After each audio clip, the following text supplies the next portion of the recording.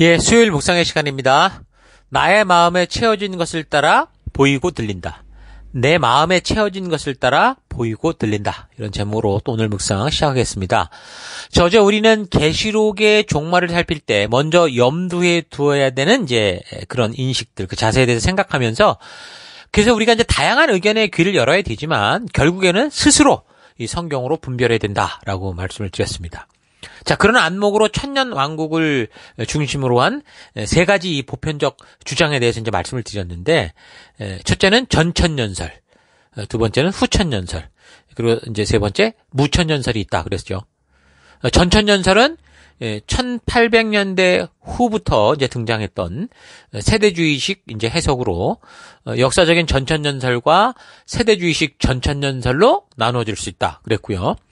처음 계시록이 전달된 후에 이제 초대교회들이 받아들였던 이제 초기 이 천년왕국설은 이제 역사적 전천년식이었는데, 근데 이제 4세기경의 그 이 어거스틴의 풍류적 해석, 그러니까 알레고리식 해석으로 이제 무천년설이 등장을 하면서 이제 중세시대 천주교 7위 1000년 동안은 이제 거의 무천년설로 그렇게 이해를 하고 있었고, 그런 영향으로 인해서 뭐 종교개혁가였던 루터나 또 이제 이 장로교의 신학을 완성했다고 하는 칼빈 같은 경우도 그대로 이제 그것을 이제 같은 안목을 가지고 있었고, 그래서 이제 장로교의 보편적인 그 천년왕국설은 이제 무천년설이다 그랬습니다. 그러니까 한국교회의 종말론의 경우는 1900년 초 영국의 그 뭐 존 다비 목사나 또 미국의 스코필드 목사 같은 사람들에 의해서 이제 세대주의의 영향을 이제 받게 되고, 그런 사람들의 영향을 받은 사람들이 한국의 초기 선교사로 오면서 우리나라는 기본적으로 세대주의적 종말론의 뿌리를 둔 그런 해석을 하게 됐다 그랬습니다. 그러면서도 이제 초기 한국교회를 보면 장로교가 대세를 이루었다고 해도 무천년설보다 그래도 그 역사적 전천년설에 근거한 종말론적 시각을 가지고 있었어요. 그런데 이제 1960년대부터 오순절 운동이 부흥하면서 여의도 순복음교회 고 조용기 목사님을 중심으로 이제 세대주의적 전천년주의가 이제 큰 세력을 떨치게 되죠. 그래서 이제 한국교회는 교단을 막론하고 이 세대주의적으로 해석하는 그 이 해석에 입각한 그 종말론이 섞여 있습니다. 제가 볼 때는. 그런 것을 근거로 막 여러 가지 방법으로 해석을 하는 그런 식이라고 보면 되죠. 저 자신은 말씀드렸던 것처럼 장로교에서 자랐으면서도 종말에 대해서 지금 되돌아보면 무천년식 교육을 받은 게 아니라 세대주의식 교육을 받고 자랐었다, 그렇게 보는 거죠. 근데 또 보면은 뭐 그렇다고 뭐 세대주의식 신학을 따라간 건 아니에요. 기본적으로는 개혁주의 신학인데 종말론에 있어서는 그런 게 섞여 있는 거를 알게 됐다는 거죠. 7년 환란 전 휴거설이나 또 내 기억으로는 뭐 7년 환란 중간에 해서 휴거된다, 그런 얘기를 듣고 있었거든요. 그렇게 알고 있었는데 이런 것들이 보니까 전부 세대주의적 종말론에 근거한 얘기였다라는 거죠. 자, 그만큼 세대주의가 주장하는 비성경적인 그러나 사람들이 듣고 싶고 믿고 싶은 종말론이 1970년대부터 한국교회 일반 대중들에게 아주 큰 영향을 미쳤다고 볼 수 있습니다. 그래서 한국교회는 거의 뭐 미국의 신학을 따라가고 배워오는 게 많은데, 뭐 2016년 그 미국 같은 경우 조사를 해보니까 역사적 전천년주의가 한 70%, 그다음에 세대주의 전천년이 20%, 무천년주의가 뭐 10% 그런 정도의 그런 분포를 보인다 그랬죠. 그러니까 종말론에 많은 연구들이 있지만, 그래서 그런 연구와 의견에 우리가 귀를 기울여야 하는 것도 있지만, 근데 무엇보다 우리는 성경을 역사적으로 읽어오며 살폈던 방법으로 성경 역사 중심적으로 종말론을 찾아가고 살펴가려고 합니다. 자, 그래서 계시록을 선입견 없이 읽어가다 보면 아마도 여러분들이 스스로 이제 이 성경의 흐름을 따라 이 흐름의 길을 알면 이해가 되고 깨달아지는 게 있을 겁니다. 뭐 아마도 그러면 역사적 전천년설이 자연스럽게 이렇게 그려지게 될 텐데, 그건 여러분들이 직접 읽어가시면서 큰 그림을 잘 잡아갈 수 있기를 바랍니다. 지금 우리는 요한에게 하나님께서 알리고자 했던 그 앞으로 일어날 일에 대한 그 4장, 그 이야기가 시작되는 4장에서 1절, 요한더러 하나님이 계신 보좌로 올라오라 하는 그걸 가지고 이 세대주의적 전천년설을 주장하는 사람들이 이제 이 4장부터 교회 휴거의 그런 모습으로 보기 때문에, 그래서 이제 그런 안목이 있다라는 것 때문에 그래서 이제 천년왕국설이 뭐 이래서 이렇다 이런 얘기를 지금 살핀 겁니다. 그러나 이런 세대주의적 해석은 우리가 성경을 역사적 배경과 문맥을 따라 또 본문을 읽어가다 보면 깨달아지듯이 교회와 성도의 휴거를 상징하는 건 아니라는 거죠. 이 4장이. 그래서 일단 본문을 보면 이리로 올라와라. 이후에 마땅히 일어날 일을 내가, 그러니까 하나님께서 너에게, 요한에게, 그러니까 예수님이 요한에게 보이겠다 말씀하는 건데, 그러니까 문장 그대로 읽어가면서 이해가 되잖아요. 근데 이제 이게 여기서 지금 내가 너에게, 이게 전부 1인칭, 2인칭 둘이 대화하는 거지, 이게 교회 전체 성도들을 다 올라와라! 뭐 이렇게 말하는 게 아니잖아요. 그러니까 복수의 많은 무리를 뜻하는 게 아닌 것만 봐도 이건 분명히 어떤 휴거에 대한 상징은 아니다.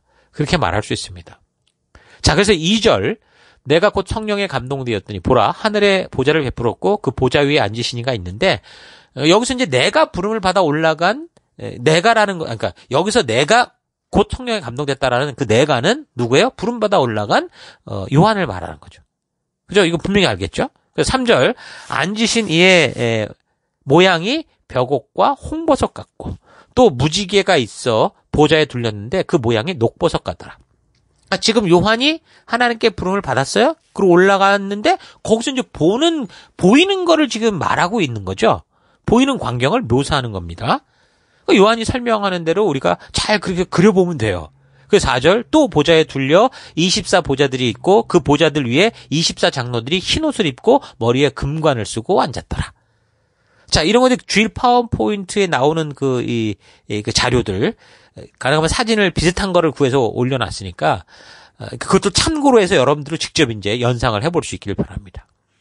자, 이렇게 이제 이런 구조를 살필 때 그냥 설명을 하는 거니까 그렇겠구나라고 보면 되는데, 이 각 단어 막 하나하나마다 막 상징적인 무슨 뜻이 있는 것처럼 그렇게 해석에 치우치면 뭐 홍보석은 뭐냐, 뭐 녹보석은 뭐냐, 뭐 24보좌의 장로가 있는데 그 장로들은 누구냐.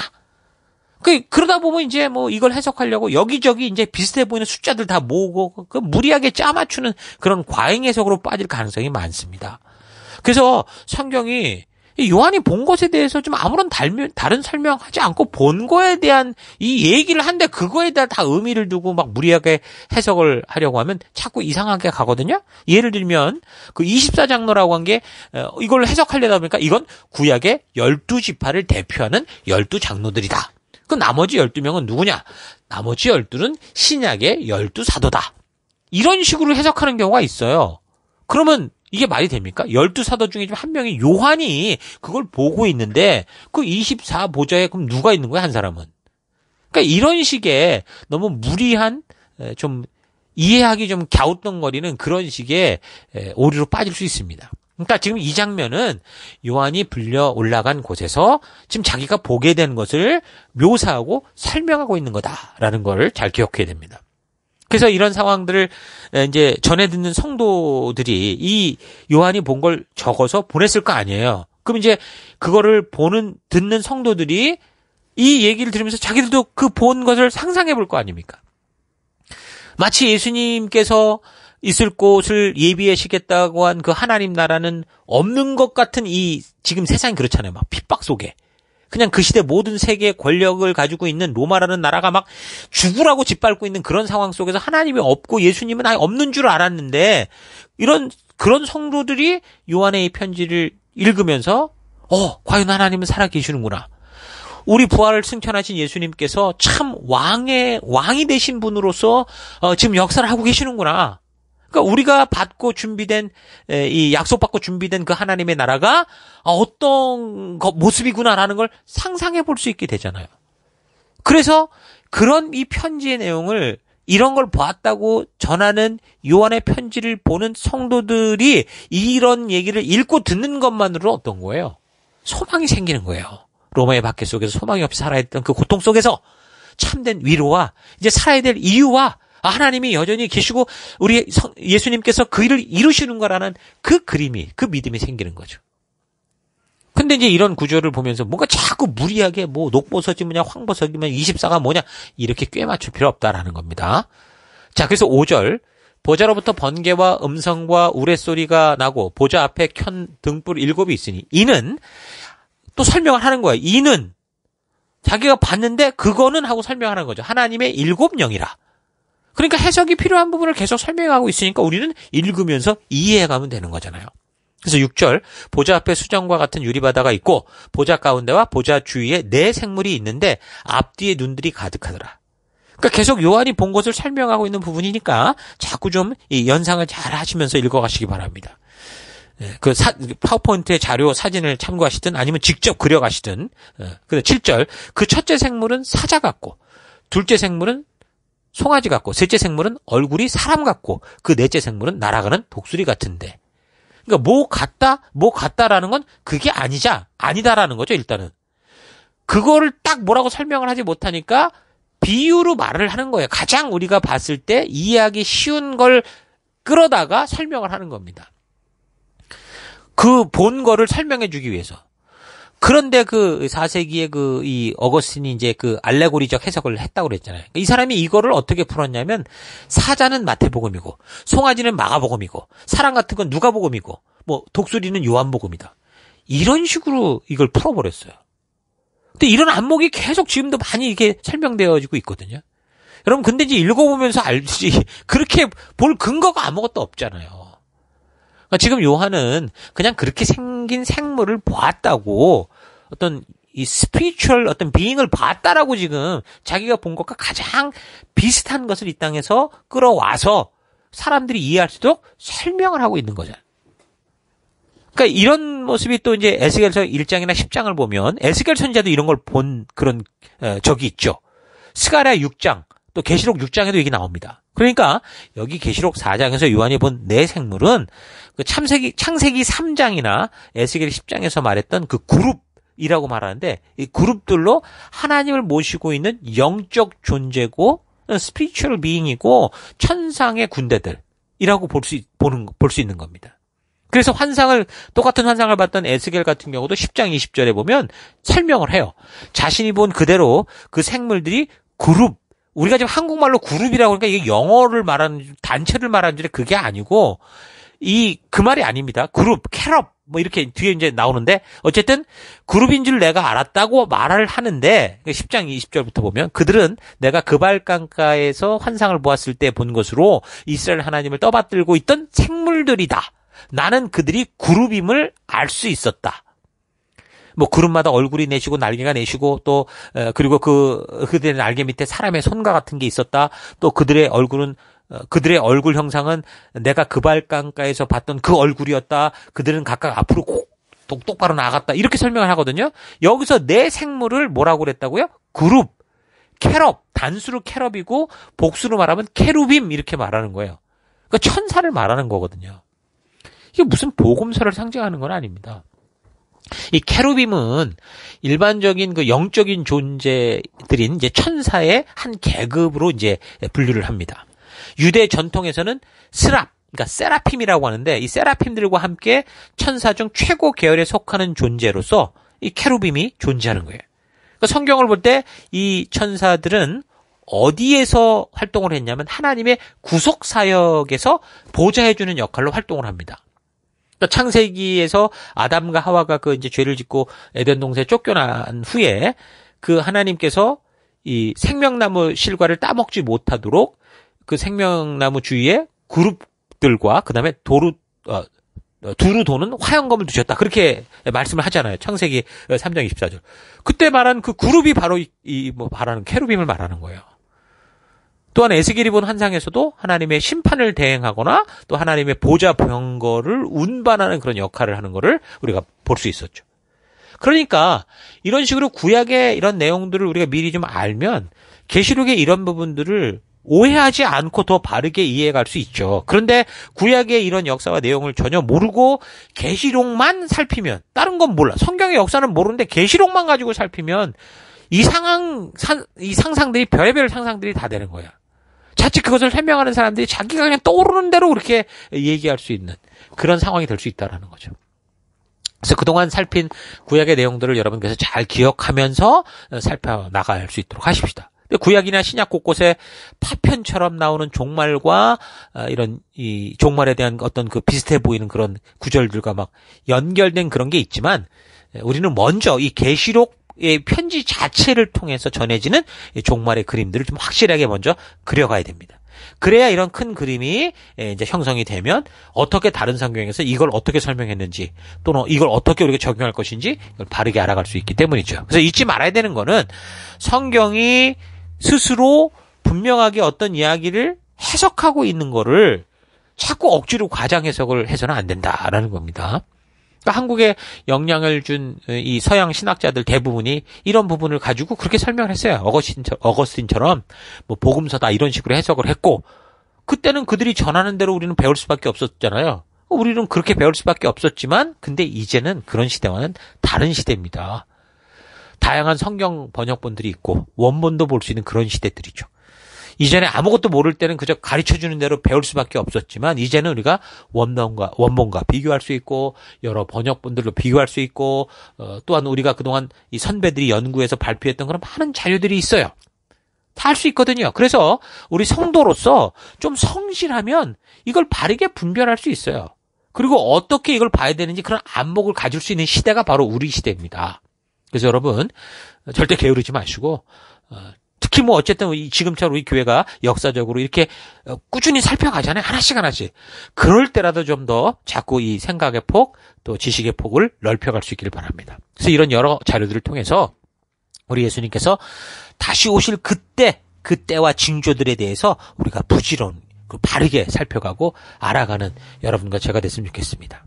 그래서 우리 예수님이 언제 다시 오실지 모르지만 그 예수님이 오시는 그때, 그 마지막 재림의 때를 바르게 분별하고 우리가 정말 아멘 주 예수여 어서 오시옵소서, 우리가 정말 주를 기다리는 백성으로 우리 주인을 잔치를 기다리던 슬기로운 다섯 처녀처럼 부름받을 수 있는 여러분과 제가 되기를 바랍니다. 자, 계속해서 8절, 내 생물은 각각 6날개를 가졌고 그 안과 주위에는 눈들이 가득하더라. 그들이 밤낮 쉬지 않고 이르기를 거룩하다 거룩하다 거룩하다 주 하나님 곧 전능하시니여 전에도 계셨고 이제도 계시고 장차 오실 이시라 하고, 그 생물들이 보좌에 앉으사 세세토록 살아계시는 이에게 영광과 존귀와 감사를 돌릴 때에, 10절, 24장로들이 보좌에 앉으시니와 이 앞에 엎드려 세세토록 살아계시는 이에게 경배하고 자기 관을 보좌 앞에 드리며 이르되 우리 주 하나님이여 영광과 존귀와 권능을 받으시는 것이 합당하오니 주께서 만물을 지으신지라 만물이 주의 뜻대로 있었고 또 지으심을 받았나이다 하더라. 자, 이제 여기까지가 4장이거든요. 그러니까 4장을 정리하면 어떤 거예요? 하나님께서 이제 장차 될 일을 요한에게 보여주시려고 요한을 불러 올리셨는데, 천상으로 부름받고 올라간 요한이 그 하나님 보좌 주위를 쭉 둘러보면서 봤던 것을 설명하는 거죠. 하나님 보좌를 중심으로 그룹들이 막 천사들이 거룩하다 거룩하다 거룩하다 하면서 만군의 주 여호와께 영광과 존귀와 감사를 드리고, 또 24장로들 더불어서 보좌에 앉으신 이에게 어린 양께 경배를 드리면서 영광과 존귀와 권능을 받으시기 합당하시다는 그런 고백과 찬양을 드리고 있는 그런 천상의 모습을 보고 뭐예요? 이렇게 글로 옮겨놓는 거예요. 그게 지금 4장에 있긴 거죠. 그래서 그런 천상의 모습을 그대로, 그러니까 아직 장차 될 일을 보여주신다고 했는데 그거를 지금 얘기하고 있는 건 아니죠. 이걸 잘 기억하십시오. 그래서 4장에 이런 요한이 본 환상을 전해 듣는 성도들은 입장이 어땠다고요? 그동안 이 로마와 결탁된 정부들, 그런 이 권세자들로부터 조직적으로 박해를 받으면서 고통을 너무 당하고 있었는데, 그래서 하나님도 없고 예수님의 재림도 없고 그런 줄 알았는데, 아무리 간절히 기도하고 소망해도 이 순교와 이 고통의 순간은 피해가지 않고, 로마를 비롯한 그 정권과 결탁되어 모든 권력과 돈을 가진 세력들이 망하기는커녕 점점 번성하는 것을 보면서 하나님 계시냐? 예수님 오시냐? 우리를 위한 하나님 나라가 존재하기나 하냐? 의구심과 두려움 속에 떨던 사람들이 요한의 이 환상의 이야기를 전해드리면서 확신과 소망을 가지고, 그래, 우리 주님이 오실 거야. 우리 주님이 과연 살아계셔. 자, 이런 소망을 가질 수 있었다라는 거 우리가 좀 잘 기억하시면서 이런 안목으로 계속 계시록을 우리가 파악해 가도록 하십니다. 오늘은 여기까지 하겠습니다. 자, 오늘 하루 나는 정말 이 세상을 살아가며 하나님 나라에 대한 확신과 우리 주님의 재림을 확고히 믿는 믿음을 가지고 살아가고 있는지, 아니면 하나님의 방법보다 뭔가 세상의 방법으로 사람들이 사는 이 더 잘 나가는 것 같이 보이는 그런 걸 보면서 하나님의 역사와 그 약속을 잊고 살아가고 있지는 않은가 좀 되돌아보십시다. 여러분, 우리 하나님의 나라는 영원한 나라입니다. 여러분, 우리가 사는 이 세상은 잠시 잠깐입니다. 길어야 70년, 강건하면 80년이라고 성경이 분명히 말해주고 있고, 요즘은 뭐 과학의 힘으로 좀 더 산다고 해봐야 불과 10년, 20년 정도 더 사는 거예요. 그 후에 예수님의 재림이 아니라고 하더라도 어떻게 돼요? 우리 육체가 먼저 삶을 다하고 생을 다하고 하나님께 먼저 갈 수도 있어요. 그러나 이 세상에는 정말 육체적 본능을 자극하고 만족하게 하는 너무나 달콤한 것들이 우리가 살아있는 동안 많이 있죠. 기독교 역사를 보면 세상 권세들이 교회와 성도들을 박해할 때는 그 분위기가 교회 성도가 없어지는 게 아니라 오히려 더 강한 생명을 가지고 생존했어요. 그런데 이 뭐 살만해서 자기 만족을 위해 살 수 있는 그런 편리한 삶, 교회가 부자가 되고 막 거대해지고 이럴 때 보면 그 로마라는 거대한 나라의 국교가 되니까 이 기독교가 어떻게 됐어요? 교회와 성도는 세속화되었고 스스로 하나님의 말씀을 떠나서 부르신 사명을 잊어버리고 세상 닮아 살아가는, 세상과 똑같이 살아가는 그런 모습을 볼 수 있었죠. 근데 이 세상이 우리를 박해하든 아니면 뭐 광명한 천사의 모습으로 유혹을 하든 성도가 세상을 이길 수 있는 힘은 뭘까요? 그거는 하나님 나라의 큰 영광과 그 실제, 하나님의 약속에 따라 그런 이 하나님의 이 부르심을 봐야 되고, 이 세상의 그 어떤 것보다 우리가 그 나라를 향한 확실한 소망을 가질 때 우리가 이 세상을, 이 시험을 이길 수 있는 겁니다. 요즘에 한국에는 뭐 천당보다 강남의 분당을 더 소망하고 기대하고 거기에 땅 한 편 가지려고 그렇게 애를 쓴다고 하는데, 하늘의 보물을 쌓기보다 이 세상에 재물을 수없이 쌓는 것이 그렇게 목적이 된다면 그런 성도는 어떤 성도라도 무너질 수밖에 없죠. 사람은 자기 마음에 채워져 있는 것을 따라 생각하고 보고 추구하고 듣고 그런 존재들이기 때문에 세상의 것들로 마음에 가득 차면 절대로 이 세상에서 부름받은 성도로서의 삶을 사명대로 살아갈 수가 없고, 그러면 결국 예수님의 재림에 대한 소망도 없어지고, 결국 교회당에는 뭐 열심히 왔다 갔다 왕복 운동을 하는지 몰라도 하나님의 새 언약 백성다운 열방의 제사장이여 거룩한 나라여 하나님의 소유된 백성답게 살아갈 수 없게 되고 마는 겁니다. 주신 영혼 하나, 많은 사람도 아니라 한 영혼을 낳으라고 하는 그 한 영혼을 살리는 일도 뭐 힘들다, 어렵다, 귀찮다, 뭐 나는 부족하다, 연약하다 이래가면서 이상한 그런 불순종의 길을 가고 말죠. 잘 되돌아보십시다. 자, 그래서 어쨌든 계시록 4장을 통해서 우리에게 보여주시는 그 영원한 하나님 나라를 우리가 확실히 그려보고 또 확실히 마음에 품고 지금 여러분이 보냄을 받고 살아가는 곳곳에서 그 소망의 나라를 향해 변치 않고 살아계신 그 영광의 하나님의 백성답게, 우리 예수님의 백성답게 살아내서 이 세상에 여러분을 통해 천국 가는 참된 길, 생명의 길을 보고 나아가게 할 수 있는 그런 하루하루가 될 수 있기를 주의 이름으로 축원합니다. 오늘 하루도 힘내십시오. 잠시 기도하겠습니다. 하나님은 창조로부터 우리를 위해 영원한 나라를 주셨고 여전히 그 나라로 우리를 부르시는데, 우리들은 최초의 인간들처럼 하나님의 진심을 외면하고 여전히 우리들의 만족과 욕심을 따라 살아온 삶의 태도를 회개합니다. 이 세상은 잠깐 후에 없어질 것임을 잊지 않고 영원한 하나님의 나라, 우리 주 예수 그리스도와 함께하는 그 나라를 향해 지금 내가 살아가는 이 세상의 삶의 현장에서부터 나아가는 그런 내가 되기 원합니다. 내 마음에 있는 것에 따라 내 눈에 보이고 내가 말을 하고 내 귀에 들리는 것이 인간이다라는 것 잊지 않고 우리의 마음속에 그 무엇보다 오직 주님의 나라와 주님의 말씀대로 살아가는 것을 깊이 담고 그 말씀대로 살아가는 내가 되기 원합니다. 하나님, 내 삶의 현장 속에서 수많은 것들이 내 눈에 들어오고 내 귀에 들릴 텐데, 하나님 그 모든 것들을 주의 말씀으로 잘 거르고 분별해서 주의 소망이, 우리 하나님을 향한 소망이 내 마음에 가득 찬 그런 하루하루, 그런 매일 오늘의 삶 살아가기 원합니다. 그 길로 함께 하시고 주의 말씀으로 응원하시고 이끄실 하나님 감사드리고 예수님 이름으로 기도했습니다. 아멘.